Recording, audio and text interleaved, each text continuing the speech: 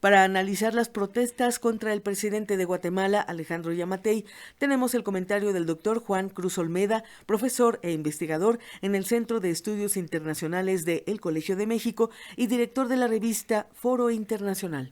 Durante los últimos años, las protestas populares en contra de diferentes decisiones de la clase política se han extendido por América Latina. En los últimos tiempos, y a pesar de la pandemia, estas dinámicas no han cesado en distintos países del continente. Hace algunas semanas vimos como los peruanos salieron masivamente a las calles para reclamar en contra de la remoción de Martín Vizcarra. Las protestas fueron reprimidas violentamente y el presidente provisional, Manuel Merino, renunció en consecuencia. Más cerca en el tiempo, una situación similar se ha vivido en Guatemala, que ha sido testigo de constantes protestas desde hace alrededor de 10 días. Como ha sido la norma en otros países del continente en el pasado reciente, la chispa que encendió la mecha fue un hecho puntual, que sin embargo sirvió como catalizador del descontento ciudadano con la clase política del país. En este caso, se trató de la aprobación del presupuesto para el año 2021, remitido al Congreso por el Poder Ejecutivo a cargo del presidente Alejandro Yamatei y convalidado por los legisladores oficialistas sin demasiadas discusiones. La ira de la población se encendió en parte porque dicho presupuesto alcanzaría un valor récord, pero en gran medida porque los recursos extra no estarían volcados a cuestiones prioritarias para el país, como el fortalecimiento del sistema de salud ante la crisis del COVID, la lucha contra la pobreza, el desarrollo de infraestructura educativa o la garantía de los derechos humanos.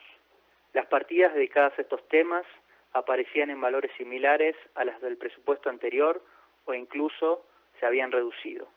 Por el contrario, las más favorecidas parecían ser las que beneficiaban a empresas privadas en cuestión de obra pública. Diferentes organizaciones y la población en general interpretaron este movimiento como una muestra del desapego de la clase política respecto de las necesidades de los hombres y mujeres de a pie y además reaccionaron con enojo frente al hecho de que el trámite legislativo se llevase adelante de manera opaca y sin que se discutieran en detalle los diferentes aspectos del proyecto. Las movilizaciones que sucedieron a la medida resultaron masivas y derivaron en algunos hechos violentos, como la entrada de un grupo de manifestantes al edificio del Congreso que generó destrozos e incluso provocó un incendio. Durante esta semana, no solo el presidente decidió suspender la promulgación de la norma, sino que el mismo Congreso procuró revertir lo que había aprobado algunos días antes, en una sesión tensa en la que se registraron duros cruces entre los legisladores que estuvieron a punto de derivar en agresiones físicas. Las protestas, sin embargo, han continuado y los manifestantes ahora reclaman no solo por la dimisión de Yamatei, sino incluso proponen el llamado a una asamblea constituyente para discutir y aprobar una nueva Carta Magna. Respecto de lo primero, incluso el propio vicepresidente del país, Guillermo Castillo, reconoció en un video que la renuncia podría ser la única opción para descomprimir la situación. Sin duda, no pueden entenderse estos eventos sin hacer referencia al contexto más general que ha vivido el país durante este 2020, pero también a lo sucedido en años anteriores. En primer lugar, un elemento que resalta es la baja popularidad del actual presidente, quien a solo 10 meses de haber accedido a su cargo registra una aprobación de solo el 30%. Esto se explica en gran medida por lo que se percibe como el fracaso de la estrategia para enfrentar la pandemia, que ha llevado a que la situación de Guatemala sea bastante peor que la de otros países centroamericanos. Por otro lado, por la percepción de que el presidente no ha podido ponerle freno a uno de los problemas crónicos del país, la corrupción.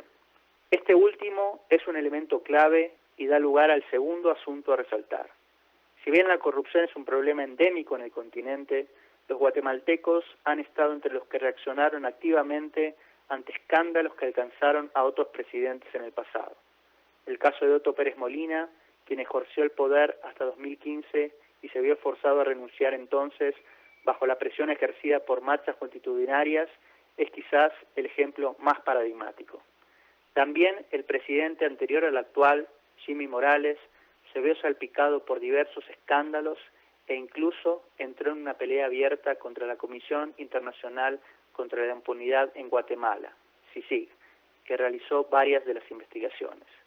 Si bien no se acusa ahora a Giammattei de hechos similares, existe cierta visión de que no ha actuado de manera decidida para atacar el problema, que continúa siendo preocupante. Algunos analistas vieron al reparto de fondos plasmado en la primera versión del presupuesto como una ilustración de esta realidad, ya que se premiaba, entre comillas, a los ministerios que en el pasado habían sido señalados como focos de esquema poco claros de vinculación entre el gobierno y el sector privado. Será importante prestar atención a la evolución de las dinámicas estas próximas semanas para vislumbrar en qué deriva esta crisis. Para Radio Educación, Juan Cruz Olmeda, profesor investigador del Centro de Estudios Internacionales del Colegio de México.